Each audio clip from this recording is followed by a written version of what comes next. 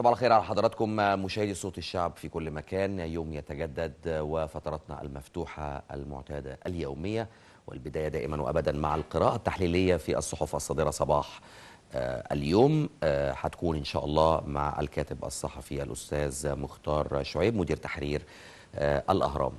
فقرة مصر على الهواء هي الفقرة الثانية اليوم في صوت الشعب، وهي بعنوان إعفاء الفلاحين من فوائد الديون عاد إليهم الأمل. واحدة من أهم الموضوعات اللي بنحاول نطرحها من خلال صوت الشعب مع ضيف الحاج حسين عبد الرحمن أمين عام النقابة العامة للفلاحين. أخيرا صوت الجماهير ودور ذوي الاحتياجات أو ذوي الإعاقة في البرلمان القادم.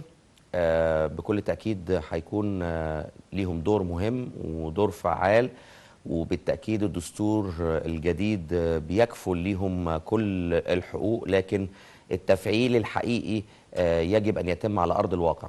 هنتناقش عن دور ذوي الاحتياجات الخاصة في البرلمان القادم مع ضيفتي الأستاذة نادية عبد الله مدير إدارة الحماية القانونية للمجلس القومي لشؤون الإعاقة.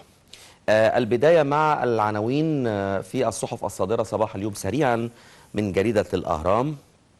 الصفحة الأولى: السيد الرئيس عبد الفتاح السيسي يؤكد للبابا توادروس متابعته للمصريين المختطفين في ليبيا. جميع أجهزة الدولة تسخر جهودها للوقوف على حقيقة الموقف، واستعراض كده الأهم التطورات المتعلقة بهذا الأمر.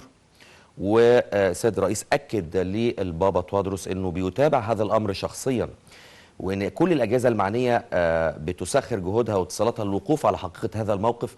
وقال أن أبناء مصر المختطفين كلهم جزء لا يتجزأ من نسيج الوطن، وأنه الموضوع مش موضوع قصة الأديان، لأنه اللي بيقيس موضوع الأديان دي هي الجماعات الإرهابية فقط. وأيضا الوزير الخارجية السيد سامح شكري أجرى اتصالات عديدة خلال الساعات الماضية بشأن المواطنين أيضا المختطفين في ليبيا، وقال خلال مؤتمر صحفي وشدد على الاهتمام بسلامة المواطنين وعودتهم سالمين، وقال ان الدولة بتهتم جدا بهذا الامر ومتابعاه بشكل دقيق جدا. وايضا تصريحات السيد السفير بدر عبد العاطي المتحدث باسم وزارة الخارجية بيؤكد عدم وجود اي دليل مادي حول وقوع اي مكروه ضد المصريين المختطفين في ليبيا حتى الان، وانه في تواصل ما بين وزارة الخارجية المصرية مع المستشفى المركزي والمشرحة الرئيسية في مدينة سرت الليبية. أكدت طبعا الاتصالات أنه ما فيش أو لم يتم ورود أي جثث لدى المستشفى أو المشرحة هناك. يعني ده إيجاز في الأخبار اللي موجودة عن المختطفين في ليبيا. بنتمنى السلامة لكل المصريين، وكان في تحذيرات متواصلة من قبل وزارة الخارجية المصرية بحث المصريين بعدم السفر إلى ليبيا حتى استقرار الأوضاع الأمنية والسياسية هناك. ده من الأهرام. من اليوم السابع: الفريق عسكري يتحدى الإرهاب في سيناء. استهداف قسم شرطة شيخ زويد بمئات الأطنان من المتفجرات، وقوات التأمين فجرتهما. كان بالأمس كان تحدي جديد وكان إنجاز جديد لقوات الجيش المتواجدة في سيناء. بالفعل نجحوا في استهداف سيارتين كانوا محملين بأطنان أو بكميات كبيرة من المتفجرات عشان أكون دقيق. والحمد لله قوات التأمين نجحت أنها تفجر السيارات دي قبل ما توصل لقسم شرطة الشيخ زويد، ونجحوا في تدميرهم قبل الوصول مباشرة. ودي واحدة من الإنجازات اللي بيحققها الجيش المصري على أرض الواقع من أرض سيناء. لازم نتكلم عن ما يحدث في سيناء من إنجازات للشرطة والجيش أو الجيش والشرطة، علشان ما دايما الالتفات إلى أي رد فعل، أو دايما الالتفات وتسليط الضوء دائما وأبدا على خسائر مثلا ممكن تحدث، لأن احنا بكل تأكيد احنا في حرب. والحرب دي معناها ان لازم يكون في خسائر. ده مش معناه انه يكون انتصار على كل الأصعدة، لا بالعكس، ده بيحصل فعل ورد فعل وبيحصل خسائر بكل تأكيد. من الأخبار، رئيس الوزراء ووزير الدفاع والداخلية يتفقدون عناصر القوات المسلحة والشرطة المدنية بشمال سيناء. تصريحات السيد رئيس الوزراء المهندس إبراهيم محلب: الجيش والشرطة سيثبتون للعالم أننا قادرون على استعادة الأمن. تصريحات الفريق أول صدقي صبحي القائد العام للقوات المسلحة ووزير الدفاع والإنتاج الحربي: نخوض حربا شرسة دفاعا عن المصريين. وكان اللي تابع حضراتكم هذا المؤتمر بالأمس كان سيادة الفريق قال كلمة مهمة جدا.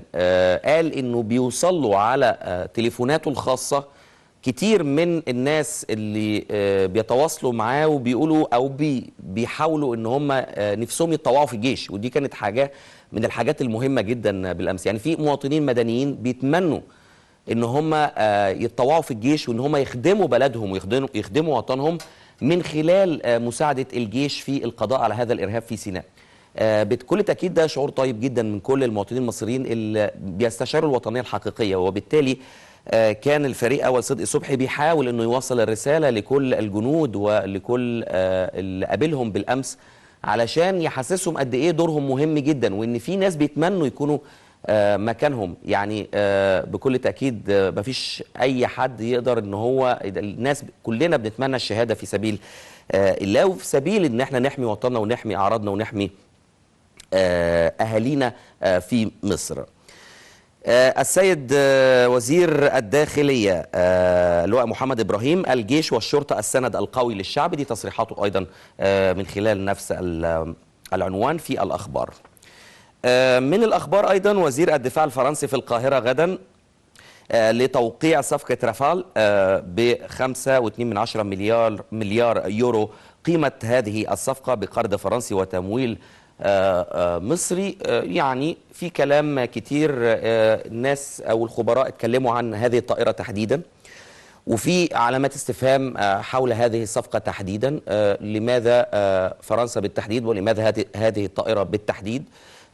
خاصة أنه دولة زي البرازيل مثلا لم تنجح في شراء هذه الطائرات أو لم تسعى بكل الأشكال، لأنها صفقة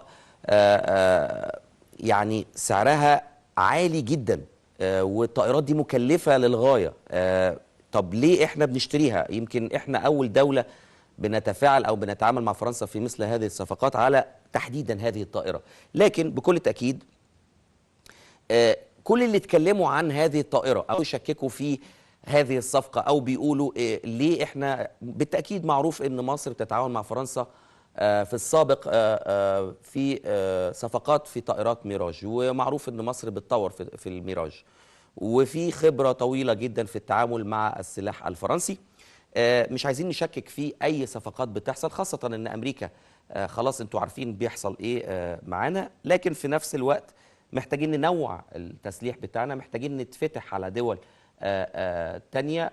مش احنا الخبراء الطيران يعني او الطيران الحربي تحديدا او خبراء عسكريين وخبراء في التسليح علشان نقول الطيارة دي كويسة ولا غالية، ولا الموضوع كله وزارة الدفاع عارفة احتياجاتها ايه، عارفة ايه اللي يناسبها خلال الفترة المقبلة، خاصة في الدفاع عن مصرنا العزيز. من اليوم السابع الفريق مهاب مميش: 70% من كراكات العالم تعمل بقناة السويس، وندعو العالم للاستثمار في هذه المنطقة.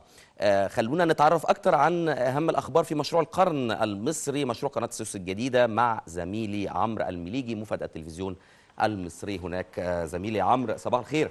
اهلا بيك زميلي محمد، تحياتي ليك، صباح الخير عليك وعلى مشاهدي صوت صباح الخير. يمكن تصريحات مهمه جدا للفريق مهاب مميش: 70% من كراكات العالم تعمل بقناه السويس وندعو العالم للاستثمار. كلمني عن موضوع هذه الكميه الضخمه من الكراكات. نعم بالفعل، يعني هو ناتج التكريك بواسطه 29 كراكه متواجدين حاليا، ولكن معروف ان الخطه اللي تم الاتفاق عليها من مجموع الكراكات اللي هتشارك في اعمال التكريك تصل الى 37 كراكه، وده يعتبر كرقم يمثل 70% بالفعل من اجمالي كراكات المتواجده على مستوى الشركات في العالم، اللي هو اجمالي يتخطى حوالي 52 كراكه على مستوى العالم. معظمهم هيكونوا ان شاء الله متواجدين اليوم. بنتحدث عن 29 كراكه منهم 5 كراكات تابعين لهيئه قناه السويس في المنطقه الشماليه البلاح، و24 كراكه دول تابعين للتحالفين، التحالف الاماراتي والبلجيكي والهولندي متواجدين في المجرى الرئيسي لقناه السويس الرئيسيه، وتحالف بلجيكي امريكي في منطقه البحيرات الكبرى. معدلات الحفر في ظل وجود 29 كراكه ارتفعت الى 1,300,000 متر مكعب يوميا، يتم رفعها بواسطه هذه الكراكات اللي بتعمل في المناطق المختلفه كما ذكرنا، وبالفعل يعني استطاعت انها ترفع حتى اليوم 60 مليون متر مكعب من اجمالي المستهدف اللي هو 250 مليون متر مكعب بنسبه 24% تقريبا.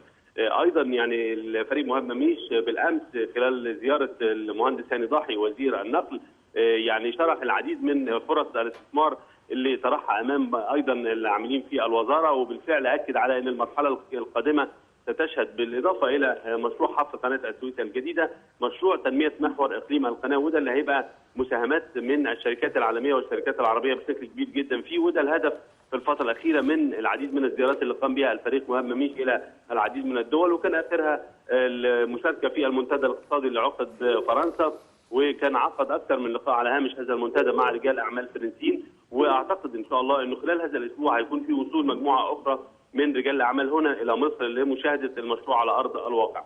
بالنسبه للاعمال الخاصه بالهيئه الهندسيه للقوات المسلحه وما يتم رفعه من المعدات الهندسيه بمشاركه 84 شركه مصريه وصل الى 197 مليون متر مكعب من اجمالي 230 مليون متر مكعب بنسبه تقترب من 87 او 88% تقريبا من المستهدف، واعتقد انه حسب تصريحات اللواء اركان حرب كامل الوزير المشرف على المشروع اعلن انه بالفعل يعني امامه شهر ونصف تقريبا وينتهي من جميع الاعمال الخاصه بالمعدات الهندسيه، يتبقى فقط اعمال التكريك اللي زي ما اشرنا اللي هي بتسير بشكل جيد جدا.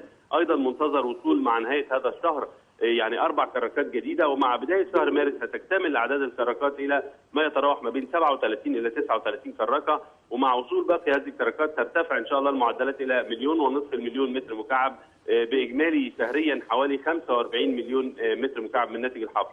ايضا الفريق مهاب مميش اشار الى ان هذه العمليه تعتبر اكبر عمليه تكريك في العالم، باعتبار كان اكبر رقم تم تحقيقه من اعمال التكريك 8.5 مليون متر مكعب في الشهر. احنا ان شاء الله مستهدف الوصول الى 27 مليون متر مكعب شهريا من ناتج التكريك، وده يعتبر يعني اكبر رقم تحقق على مستوى العالم. نعم. عمرو البليجي مفد التلفزيون المصري من مشروع القرن، مشروع قناة السويس الجديدة، أنا بشكرك شكرا جزيلا على مجهوداتك وعلى شغلك الرائع وكل الأخبار اللي دايما بتبقى حصرية لصوت الشعب ولقطاع الأخبار بالتلفزيون المصري. أيضا لمتابعة الحالة المرورية في العاصمة وأيضا في الجيزة معي ومع حضراتكم سيادة اللواء أحمد هشام الخبير المروري. سيادة اللواء صباح الخير. صباح الخير أستاذ محمد، صباح الخير السادة المشاهدين. الحالة المرورية أخبارها إيه في القاهرة الكبرى؟ معلوم النهارده يوم الأحد بداية الأسبوع، وبالتالي بينعكس ذلك على الشارع المصري من حيث الكثافات سواء بالنسبة للسيارات أو المشاة. نعم. وبالفعل اليوم كان في كثافات متحركة متنوعة سواء بالنسبة للمحاور الرئيسية أو الكباري أو الأنفاق أو مداخل أو مخارج القاهرة الكبرى. بعض هذه الكثافات ما زالت مستمرة حتى الآن، وبعض هذه الكثافات بحمد الله يكون الآن.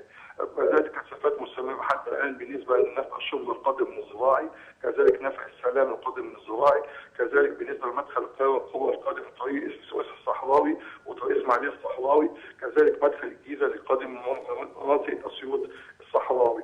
لكن الحمد لله رجال الإدارة العامة للمرور متواجدين بنفس المواقع بحالتهم بحيث يتم التعامل مع أي عطل أو لا قدر الله أي حادث مروري. الحمد لله هدوء الآن بالنسبة لبعض تلك المناطق، وما زالت الخدمات المرورية مستمرة منذ الصباح الباكر. نعم. بالنسبة لداخل القاهرة الكبرى ما زالت الكثافات مستمرة أعلى أكتوبر في الاتجاهين، وخصوصا أعلى الشهيد متجه إلى مناطق غمرة، كذلك أعلى أكتوبر القادم من الجيزة اتجاه حدود القاهرة. كان منذ ساعات قليله كان في انقلاب سياره على اكتوبر القادم مدينه نصر اتجاه العباسيه وبها 2 مصابين، تم رفع السياره وتم نقل المصابين بسيارات اسعاف الى اقرب مستشفى. دي كانت الساعه 8:30 يا سياده اللواء، مظبوط؟ تمام يا استاذ محمد. نعم. ولكن مع ذلك الكثافات مستمره حتى الان على اكتوبر في اتجاهين، وتحديدا في المناطق اللي تم توضيحها لسيادتك مسبقا. طب المسطحات الارضيه يا سياده اللواء تبقى بديل جيد لكوبري اكتوبر؟ تمام يا فندم، بتبقى جيد كوبري اكتوبر، بالنسبه لشارع الرمله، شارع رمسيس، تمام. شارع الجلاء، مسطح ارضي ميدان عبد المنعم رياض، ده تبقى بديل. كذلك في عندنا كثافات اعلى كوبري 15 مايو واعلى الزمالك المتجه الى مناطق ميدان الكتكات، فكذلك في الاتجاهين. بنصح الساده المواطنين لو سمحت مع عدم استعمال الطريق الدائري الان المتجه للمعادي، خصوصا القادم من مدينه نصر ومناطق طريق السويس وطريق اسماعيليه، وذلك لوجود سياره نقل من حجم كبير محصوره الان في نفق كارفور اتجاه المعادي. دي عامله كثافات شديده جدا اعلى الطريق الدائري وشبه توقف. رجال الاداره العامه للمرور ورجال الانقاذ النقلي ورجال الحمايه المدنيه متواجدين بنفس الموقع لسحب السياره، وده هيستغرق بعض الوقت لان هيكون سحبها في شيء من الصعوبه. نعم. فبننصح الساده المواطنين عدم استخدام الطريق الدائري اتجاه مناطق المعادي، والبديل ان شاء الله محور المنيب، مسطحات ارضي صلاح سالم. كذلك بالنسبه لمناطق الرمله ممكن عدم الدخول الى مناطق الرمله، لان في برضه مناطق الرمله في مسطح ارضي فيه حادث بنفس الموقع، وبيتم عمل اللازم بالنسبه للرجال الاداره العامه لمرور القاهره. نفق الازهر سياده اللواء. بالنسبه لنفق الازهر الحمد لله تماما، هدوء تام الحمد لله، في سيوله مروريه.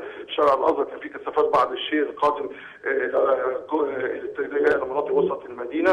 بالنسبه لمناطق وسط المدينه بحمد الله هدوء تام. بالنسبه لمناطق التحرير والمناطق المحيطه بها بحمد الله الساده المواطنين وقائد السيارات ملتزمين بقواعد واداب المرور وعدم نعم. السيارات بنفس الموقع. معلش انا اسف لمقاطعتك، المحور وكوبري 15 مايو حضرتك كنت طمنتني؟ كوبري 15 مايو حضرتك عليه كثافات في الاتجاهين، وخصوصا اعلى الزمالك المتجه الى ميدان الكتكات في كثافات بنفس الواقع، وما زالت كثافات مستمره. نعم. كورنيش. بالنسبه للكورنيش بحمد الله هدوء تام وفي سيوله مروريه وما فيش اي كثافات. كان في كثافات صباحا لكن الحمد لله حاليا بحمد الله هدوء الحاله ولا توجد اي كثافات. سياده اللواء احمد هشام الخبير المروري، انا بشكرك شكرا جزيلا على هذه النشره المروريه الدسمه. بشكرك شكرا جزيلا.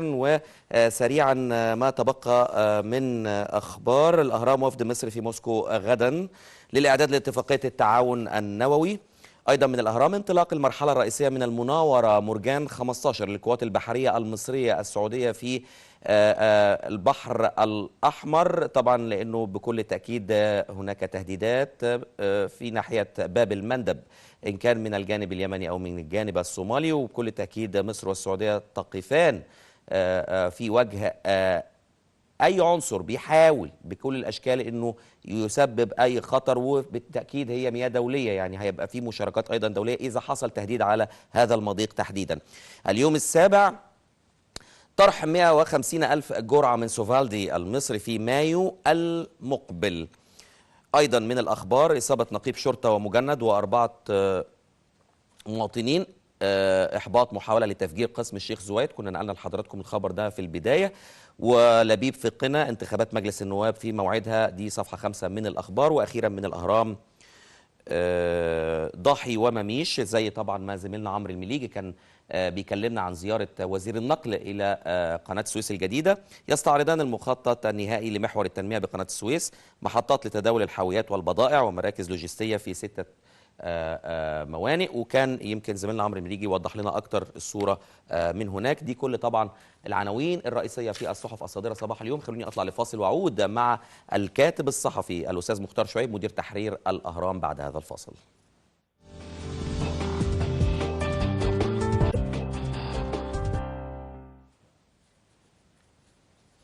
عودة من جديد والقراءة التحليلية في الصحف الصادرة صباح اليوم مع الكاتب الصحفي الأستاذ مختار شعيب مدير تحرير الأهرام. صباح الخير يا أستاذ مختار. صباح الخير أستاذ محمد، أهلا وسهلا، ربنا يخليك. البداية مع الأهرام، والرئيس يؤكد للبابا توادرس متابعته للمصريين المختطفين في ليبيا. جميع أجهزة الدولة تسخر جهودها للوقوف على حقيقة الموقف. ده أول عنوان من الأهرام. برضو في نفس الإطار وقصة المختطفين يعني خدت يعني مساحات كبيرة جدا في الصحف الصادرة صباح اليوم، وكان في تأكيدات من السيد الرئيس عبد الفتاح السيسي واتصالاته مع البابا توادرس، أيضا من وزير الخارجية السيد سامح شكري، أيضا من السيد السفير بدر عبد العاطي المتحدث الرسمي باسم وزارة الخارجية، في تطمينات للمصريين هنا في مصر أهالي المختطفين. لكن انا عايز ابلور ده كله واحط ما بين قوسين انصار الشريعه او داعش ليبيا. كيف يتم التعامل مع هذه الجماعات تحديدا، وكيفيه او اقدر ازاي ان انا اخلص المختطفين من هذه الجماعات؟ الحقيقة ليست هي المرة الأولى التي يتم الاعتداء فيها على مصريين داخل الأراضي الليبية. نعم. هناك أكثر من 11 حادثة سابقة، ما بين قتل لمصريين وما بين ضرب ليهم وما بين اختطاف لسيارات واختطاف لمصريين، وبالتالي في تجارب سابقة مع هؤلاء. طالبوا في السابق بالإفراج عن بعض المتطرفين الإرهابيين اللي كانوا مقبوض عليهم في مصر. البعض في بعض الحالات كانوا بيطلبوا فدية أو تبادل سجناء. المرة دي هذه المرة بيطلبوا مطالب غريبة شوية.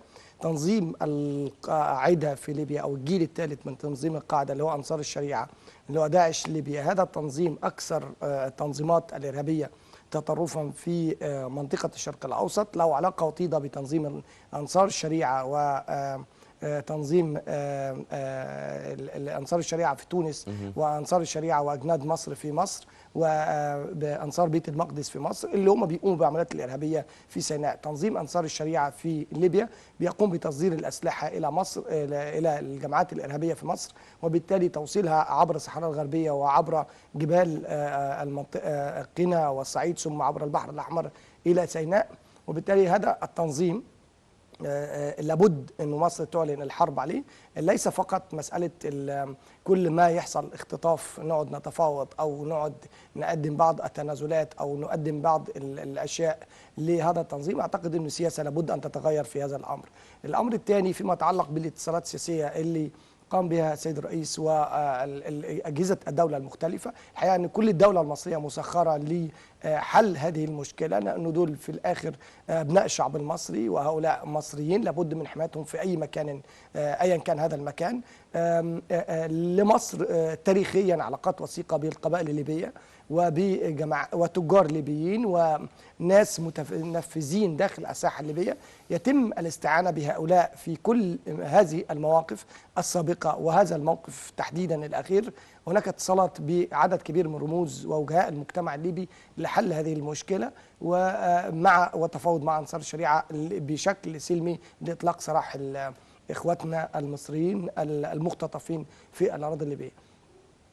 لابد أن يتوازى مع هذا الأمر أمرين أساسيين. الأمر الأول أنه لابد من أنه إخواننا المصريين اللي بيسافروا ليبيا في هذا التوقيت بالذات تقل الحركة ويبقى الاتصال فقط مع المناطق الآمنة داخل الأراضي الليبية وليس أكثر من ذلك، لأنه ده بيعمل مشاكل في المدى القريب. الأمر الثاني أنه لابد من تغيير سياسة التعامل مع الوضع في ليبيا، سواء كان سياسيا بالدعوة ليس فقط إلى الحوار الوطني داخل ليبيا أو ما شابه ذلك ومساندة دور الأمم المتحدة. هذا مسار أعتقد في تصوري ضعيف جدا، لن ينجز شيء.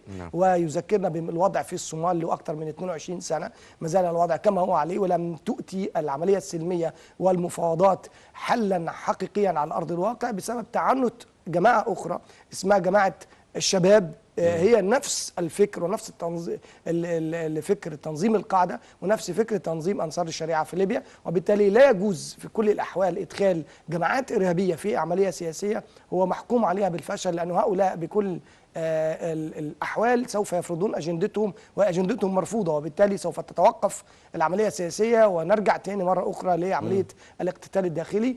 أنا بقول وصريح العبارة لابد أن ندعم الجيش الوطني الليبي بقيادة هيئة الأركان الليبية والحكومة المركزية الليبية الحالية الموجودة في برقة، والبرلمان الليبي لابد من دعم هؤلاء عسكريا وتدريب الجيش الليبي وإمداده بالأسلحة، ولابد أن يكون هناك قمة عربية في عاجلها لمناقشة هذا الوضع وتقديم الدعم العربي لإنجاز الملف الليبي والانتهاء منه في أسرع وقت ممكن لحساسية هذا الملف وتأثيراته المضرة ليس فقط على مصر وإنما على الجزائر وعلى تونس وأيضا على دولة تشاد في الجنوب وأيضا على الوضع في دارفور والسودان، وبالتالي على الدول الجوار الإقليمي والأخطر على أوروبا، لأنه تصدق وأؤكد على صدقية وأهمية المقولة التي قالها الرئيس السيسي للرئيس الفرنسي وللعالم الغربي في وقت من الأوقات، أن إن لم تحل المشكلة الليبية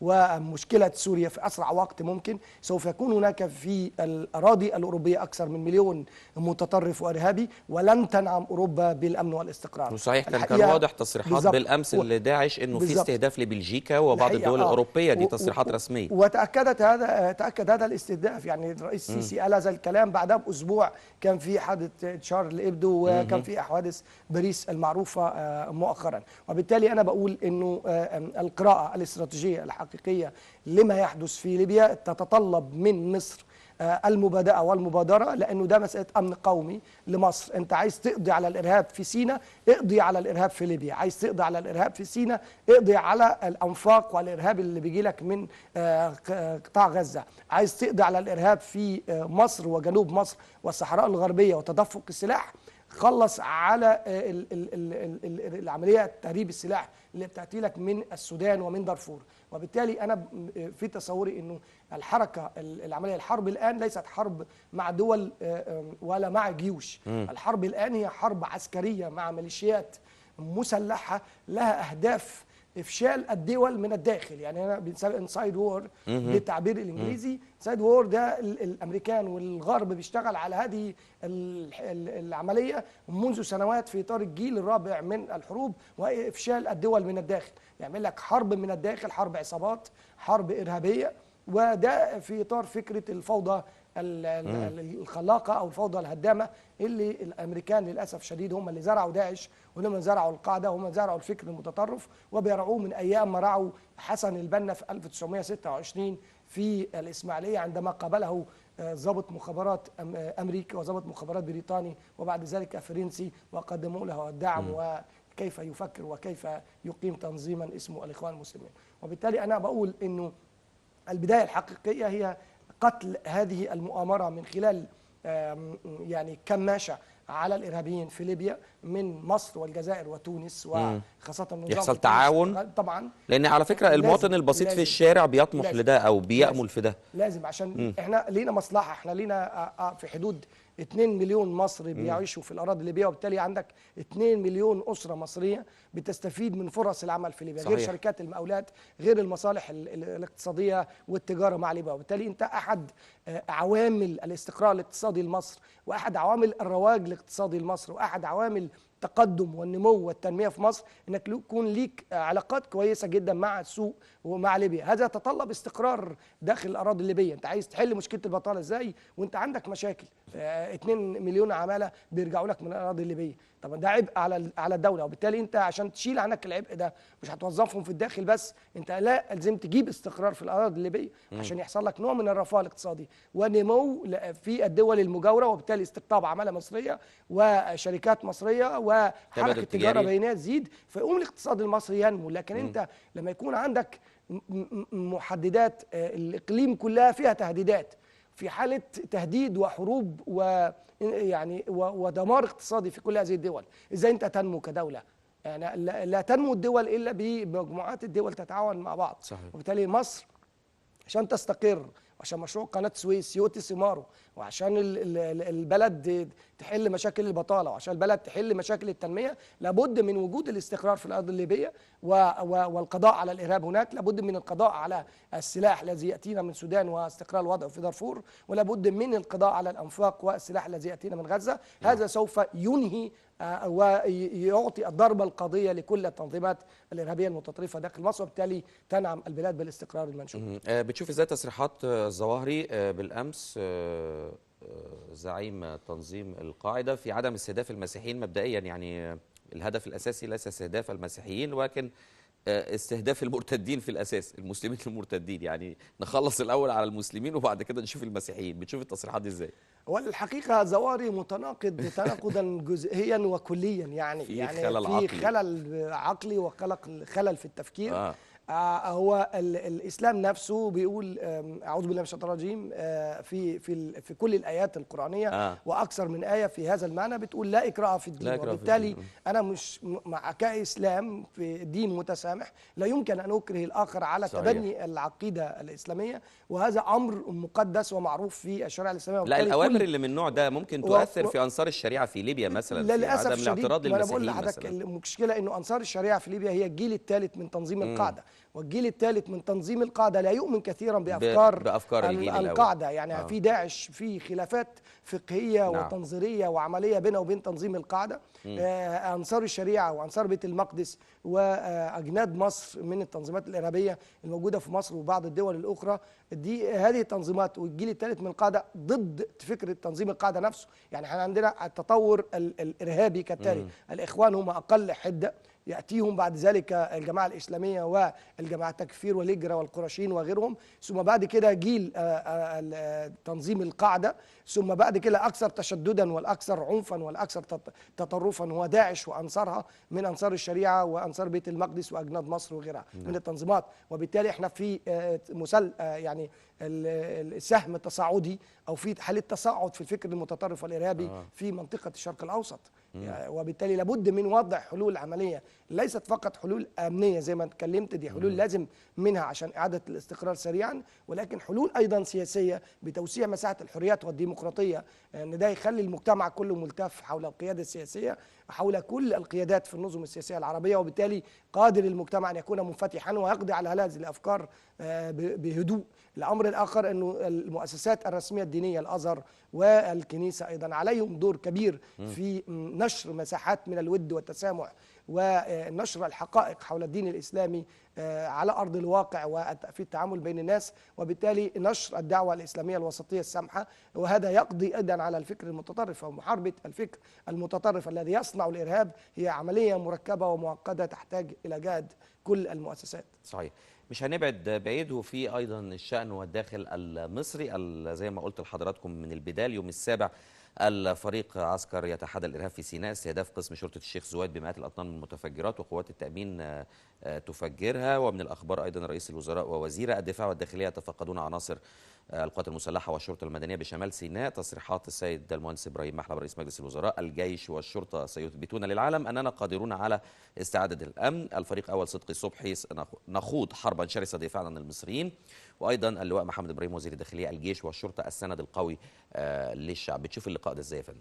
هي الحقيقه اللقاء هذا مهم جدا وفي منتهى الاهميه، لانه احنا دي في رسائل مزدوجه لمن يعملون على ارض الواقع من اخواتنا في الشرطه وجهاز القوات المسلحه الذين يواجهون الارهاب بانفسهم باجسادهم بدمائهم. وبالتالي لما القياده السياسيه متمثله في وزير الدفاع والقائد العام للقوات المسلحه، والقياده الاخرى في جهاز الشرطه، اعلى قياده في جهاز الشرطه وزير الداخليه، واعلى قياده تنفيذيه في الدوله بعد رئيس الجمهوريه ورئيس الوزراء، يكونوا على ارض الواقع في وسط هؤلاء الجنود والمقاتلين الذين يواجهون الارهاب على ارض الواقع. اعتقد انها اولا رساله تطمين لهؤلاء، اثنين بتقول انه الدوله والمجتمع والشعب كله بيدعمكم، ثلاثه بتقول انه القرارات سريعه وتنفيذيه لاحتياجات هؤلاء الناس في المعيشه وفي الاسلحه وفي المعدات، لانه القياده السياسيه متمثله في هذه الرموز الثلاثه، بتشوف على ارض الواقع الصعوبات وبتسمعها من الجنود اللي بيتعاملوا على ارض الواقع، وبالتالي تستطيع ان تتخذ قرارا سريعا في مواجهه مثل هذه الصعوبات وتذلل استراتيجيه عمليه المكافحه ومواجهه الارهاب في سيناء، لانها العمليه معقده جدا. انت بتواجه ارهاب في وسط المدنيين، بتواجه ارهاب في مزارع في مساحات شاسعه من الصحراء والتلال، وبالتالي انت محتاج تسمع اكتر كقياده سياسيه الى الناس اللي بتشتغل على ارض الواقع، مش بس تسمع من يعني الضابط او اللي على ارض الواقع او الجنود يكلموا الضابط الاعلى، فالضابط الاعلى ينقل للضابط اللي بعده وهكذا، عشان المعلومه توصل لصانع القرار تاخد لها شهر تكون عمليه ارهابيه اتنفذت، وبالتالي سرعه اتخاذ القرار تتطلب الحقيقه. وانا ادعو رئيس الوزراء ووزير الدفاع ووزير الداخليه الى تكرار هذه الزيارات بشكل متوالي، لانه سرعه اتخاذ القرار تتطلب وجودهم على ارض الواقع، لانه ده احد اهم ادوات القضاء على الارهاب بشكل اسرع. لما تكون انت موجود صانع قرار او متخذ قرار رئيس وزراء، يعني لما بيطلب منك معدات جديده او بيطلب منك اي شيء، بدل ما يطلع لك لسه التقرير على ما يوصل لك بعد شهر او 20 يوم تكون الدنيا خربت، لا ده انت موجود على ارض الواقع، سمعت الجنود، امرت بتنفيذ ما يريدون، وبالتالي قدرت تواجه بشكل اسرع. الحقيقه زياره مهمه ويجب انها تتكرر مرات ومرات. بالتاكيد. من الاخبار ايضا وزير الدفاع الفرنسي في القاهره غدا لتوقيع صفقه رافال 5.2 مليار يورو قيمه الصفقه بقرض فرنسي وتمويل مصري، والكلام كتير قوي عن هذه الطائرات تحديدا الحربيه. وفجأة فوجئنا إن كل الناس بقوا خبراء عسكريين وبقوا على دراية بإمكانيات كل الطائرات، وإن الصفقة دي يعني كتير قوي على مصر يعني الأسعار دي، وإن البرازيل رفضت تشتري الطائرات دي لأنها غالية جدا، ويمكن إحنا أول دولة بنشتريها. يعني بتشوف تناول المواطن إزاي للحديث كمان عن صفقات التسليح، خاصة ان احنا كشعب لسنا خبراء في التسليح او خبراء حتى في حتى الاشكال اشكال الدفاع نفسها في الجيش او الافكار نفسها الدفاعيه. بالظبط. انا الحقيقه بقول لهؤلاء انه في قوات مسلحه نحن نثق في قدراتها وفي امكانياتها الفنيه وامكانياتها التقنيه، وهؤلاء الذين الموجودون في القوات المسلحه الان وعلى رأسهم طبعا المشير فتح السيسي باعتباره القائد الأعلى للقوات المسلحة، ثم وزير الدفاع، ثم رئيس هيئة الأركان، ثم عندنا احنا إدارة مهمة جدا في القوات المسلحة اسمها إدارة التسليح. فدي من الإدارات اللي هي على أعلى الكفاءة الحقيقة. عارفين احتياجاتهم وعارفين احتياجاتهم إيه، وعارفين إمكانيات المعدات الموجودة في الخارج شكلها إيه، والمنافسة والمناظرة، وبتتعمل دراسات على قطع السلاح المطلوبة ازاي ممكن تستعمل جوه مصر وتستعمل في اي هدف وفي اي اغراض. وبالتالي هذه الطائره في حدود ما اعلم من معلومات انها تشبه طائره الاباتشي الامريكيه، وبالتالي نفس القدرات يعني في محاربه التنظيمات الارهابيه والمتطرفه. نحن نحتاج بشده الى هذا النوع من الطائرات في سيناء، لانه انت محتاج كمان طائرات قادره على اصطياد هؤلاء الإرهابيين والكشف عن أماكن وجود الأسلحة والمفرقعات والصواريخ والهون اللي بيستخدموا الإرهابيين في ضرب القوات المسلحة، بيخزنوها داخل الجبال وداخل التلال. وبالتالي انت محتاج طائرة ذات قدرات فنية عالية انها تكتشف هذه الأماكن وتضربها. هل شكل الطائرة دي حضرتك بتتكلم على الشكل الهليكوبترز ولا؟ لا، أنا بتكلم على طائرات حربية. لا، هي طائرات حربية. أنا ما بحبش أفتي في المعلومات العسكرية، بالظبط. بس أنا بقول إنه هذه الطائرة هي مقاتلة. اللي أنا أعرفه معلوماتي إنها مقاتلة وتواجه أو تستطيع أن تجابه الاف 15A في الجانب الإسرائيلي. هي المهم انها قادره ايضا على ضرب اوكار الارهابيين. دي المعلومه الاساسيه يعني، او الهدف الرئيسي منها. ده المعلومه المؤكده اللي انا يعني اثق فيها بشده. هذه الطائره قادره على ضرب اوكار الارهابيين، وبالتالي كان في سبب جوهري لاستيراد هذه الطائره واستخدامها، خاصه احنا بنواجه معركه كبيره مع الارهابيين. هذه انا بقول انه امكانياتها تشبه، وليست هي الطائره نفسها تشبه طائره الاباتشي. هي لا تشبه طائره الاباتشي، ولكن في بعض امكانيات داخل الطائره تستخدم أو في مهام تعقب، تستخدم مثلا ومهام تستخدم في تعقب الارهابيين، عكس الطائره الاف 16 وغيرها لها مهام قتاليه اخرى. وبالتالي نحن نحتاج لهذا النوع في مواجهه التنظيمات الارهابيه الموجوده في سيناء، وبنعاني منها الحقيقه. حضرتك شفت الاحداث الاخيره في العريش وغيرها، يعني عمليات ارهابيه تحتاج الى مواجهه حاسمه. ايضا هناك تفاوض وهناك ايضا صفقات مع الجانب الفرنسي بشان بعض السفن الحربيه، وفي انطلاق طبعا من الاهرام، انطلاق المرحله الرئيسيه من المناوره مرجان 15 للقوات البحريه المصريه السعوديه. واضح ان الصفقات مع فرنسا بدات، او البدايه كانت مع زياره السيد الرئيس الى أولاند في فرنسا، ثم اللقاء الثنائي المصغر الذي كان في او على هامش العزاء في الملك عبد الله رحمه الله عليه. بص حضرتك، انت القوات المسلحه المصريه بتعتمد على فكره التسليح المتعدد. يعني ايه التسليح المتعدد؟ يعني تنويع مصادر السلاح بالنسبه للقوات المسلحه المصريه. دي استراتيجيه بتتبناها القوات المسلحه، وجزء من العقيده القتاليه، لان انا ما اقدرش اعتمد على دوله واحده. فالدوله دي تقدر تمنع عني المعدات العسكريه في اي وقت، او تمنع عني التجهيزات الفنيه، او تمنع عني قطع الغيار، وبالتالي تتشل قدرتي العسكريه قدام اي عدو، سواء في الداخل زي جماعه الارهابيه او في الخارج. وطبعا ما عندناش عدو غير اسرائيل. او اي تهديدات قد تاتي من اي مكان اخر يعني. وبالتالي انت لما تنوع في مصادر السلاح بيبقى عندك مساحه من المناوره في موضوع اختيار الأسلحة. 2 التعرف على عقائد قتالية أخرى في بلدان مختلفة. 3 تدريب على نوعيات جديدة وتكنولوجيا مختلفة. 3 أنت عندك أنواع من الأسلحة تطوعها للساحة المصرية، زي أسلحة فرنسية، أسلحة من الصين، أسلحة من روسيا، أسلحة من أمريكا، وممكن تاخد من ألمانيا كمان، وبتاخد من بريطانيا. وبالتالي ما بتقدرش دولة واحدة تتحكم فيك كما قد يحدث في بعض الأحيان. وإحنا طبعا عندنا مشكلة كبيرة مع الامريكان في الفتره الاخيره كان موضوع الطائرات الاباتشي. الامريكان منعوا عننا معدات قطع الغيار وصيانه بعض الطائرات كانت موجوده في امريكا، منعوا ايصالها لمصر مره اخرى، فطبعا عمل لك مشكله في المعركه مع الارهاب خاصه في سيناء. وطائرات الاباتشي بتقاتل الارهاب بشكل اساسي، صحيح. والعصابات المجرمه الموجوده في سيناء. وبالتالي انت لما بتنوع في مصادر التسليح بيبقى عندك قدره على المناوره وقدره على العمل، وبتدعم القوات المسلحه. ما يقدرش اي حد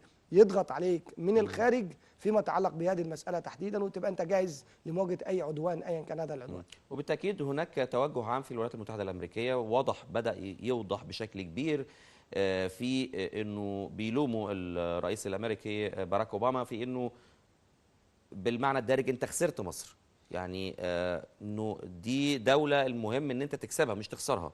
وفي اعتراضات على اوباما في نفس الوقت، ده واضح جدا بعد زياره الرئيس الروسي بوتين. ومن الاهرام، لان عايز اربطه بالعنوان ده، وفد مصر في موسكو غدا للاعداد لاتفاقيه التعاون النووي. إلى أي مدى بتشوف القلق الأمريكي تجاه التعاون المصري الروسي وأيضا الصيني في الناحية الأخرى؟ الحقيقة أنا كنت أتمنى التعاون المصري الروسي ياخد خطوات أعظم من 10 سنين فاتت أو نعم 15 حقيقي. سنة كمان. حقيقي كنا صحيح. وصلنا لمرحلة أفضل. وشوف إيران دلوقتي عملت إيه وبقت قوة في إقليمية بتقدر تغير مصير منطقة الشرق الأوسط في بعض المناطق زي اليمن وزي سوريا نعم. وزي العراق وحاجات زي كده. وبالتالي أنت كبلد لابد أن تكون مستقل. عشان تكون مستقل يبقى عندك علاقات مع كل القوى الكبرى في العالم، بتعمل توازن مع نفسك عسكريا وسياسيا واقتصاديا وماليا واستثمارات وغيره. وبالتالي ما فيش أي قوة في العالم تقدر تأثر عليك. نعم. لأنك بتتعاون مع الجميع. رمي السله او البيض كله في سله الولايات المتحده الامريكيه سله خاسره. وبالتالي انا شخصيا لا افرق بين سياسات بوش الابن وبوش الاب وكلينتون وحتى اوباما ومن ياتي بعد اوباما، كلهم ينفذون سياسه واحده، سياسه الولايات المتحده الامريكيه. وسياسه امريكا هي سياسه مؤسسات وليست سياسه اشخاص. الرئيس الامريكي قد يكون خطابه ودي ومسالم، لكن سياساته بينفذ اجنده، بينفذ اجنده، وسياساته على ارض الواقع هي سياسات اوباما رغم انه كلامه معسول، هي نفسها سياسات بوش الابن وهي سياسات المحافظين الجدد. وبالتالي رغم انه من الحزب الديمقراطي لانه لا يختلف كثيرا عن الحزب الجمهوري في السياسات العامه الاساسيه والمركزيه للولايات المتحده الامريكيه. وبالتالي انا لا استبشر خيرا باوباما ولا ومن بعد اوباما. هيلاري كلينتون بالظبط، حتى هيلاري كلينتون اوباما او اي حد تاني الكل سواء بالنسبه لي فيما يتعلق بالسياسات الاساسيه، سواء كانت تجاه قضيه الصراع العربي الاسرائيلي او تجاه قضايا انه في دول محوريه ومركزيه في المنطقه. الاهم من وجهه نظري احنا ما نخافش من الضغوط الخارجيه، نتجه لتدعيم التعاون مع روسيا بشكل اكبر، تدعيم التعاون مع الصين، تدعيم التعاون مع اليابان، مع البرازيل، مع عدد كبير من دول العالم، وبالتالي مع فرنسا، مع المانيا، عشان نقدر نواجه اي ضغوط في اي من مسارات العمل السياسي الداخلي او الخارجي. الامر الثاني اللي حضرتك بتتكلم فيه فيما يتعلق ب يعني ان الامريكان بيضغطوا بيقولوا راي عام امريكي ان بيقولوا لاوباما انت خسرت مصر، المعارضين يعني المعارضين له بتاع. لا هم طبعا بالنسبه لهم انك انت عايزين مصر طول الوقت تابعه لامريكا تبع بالظبط. وبالنسسبه له انه مصر تبعد عن مرحله التبعيه يبقى دي خساره. هو توجيه اللوم في قصه عدم وصول التسليح المناسب وعدم الالتزام بالمواعيد. وطبعا ده شيء كويس وايجابي بالنسبه لنا ان هم يضغطوا على يعني في دوائر داخل الولايات المتحده الامريكيه تتفهم المصالح المصريه وتضغط على صنع القرار، ولكن للاسف تاثيرهم ضعيف جدا وتاثيرهم اعلامي فقط، ليس لهم تاثير في صناعه القرار بشكل استراتيجي يعني زي ما قلت لحضرتك. وبالتالي انا شيء مقبول وشيء كويس ونشجعهم ونقولوا هذا الكلام، وان هم يقولوا لاوباما انك انت خسرت مصر وخسرت المنطقه العربيه، ويقولوا لاي حد تاني هذا الكلام. لكن احنا كمصر لا، ما نسمعش الكلام ده، بالنسبه لنا ما يفرقش معانا كتير. لازم نشتغل على جبهات اخرى وعلى ميادين اخرى وعلى دول تانية تدينا تعاون افضل وفرص افضل في التكنولوجيا وفي التسليح وفي الاقتصاد وفي التجاره وفي حتى العماله المصريه. انت محتاج روسيا على فكره بيقولوا انه بعد يعني وفق كل المؤشرات الاقتصاديه دوله في واعده جدا في الاستثمارات وفي التدفق الخارجي لاستثماراتها. يعني انا بقول ان روسيا كسوق واعد للصادرات المصريه خاصه الزراعيه، وكمان بالاضافه الى ان روسيا كمان سوق واعد للاستثمارات الروسيه اللي هتيجي لمصر. صحيح. وبالتالي انا ليه افقد هذه الميزه؟ زائد ان هم عندهم تكنولوجيا النوويه في الجيل الرابع والخامس من المفاعلات النوويه افضل من الامريكان بكتير. صحيح. طب صحيح. ليه انا اخسرهم؟ لا يعني ما ينفعش. صحيح. لازم صحيح. انا ما حدش. اتعاون مع هؤلاء ولا انصت الى اي ضغوط تاتي من الخارج حتى لو كانت معسوله يعني. كاتب الصحفي ومدير تحرير الاهرام الاستاذ مختار شعيب، انا بشكرك شكرا جزيلا شكراً على حضورك جزيلاً. النهارده وعلى شكراً كل الامور اللي وضحتها لنا. خلونا او خلوكم معانا بعد هذا الفاصل ان شاء الله على مصر على الهواء واعفاء الفلاحين من فوائد الديون عاد اليهم الامل مع ضيفي الحاج حسين عبد الرحمن امين عام النقابه العامه للفلاحين في فقره مصر على الهواء بعد هذا الفاصل.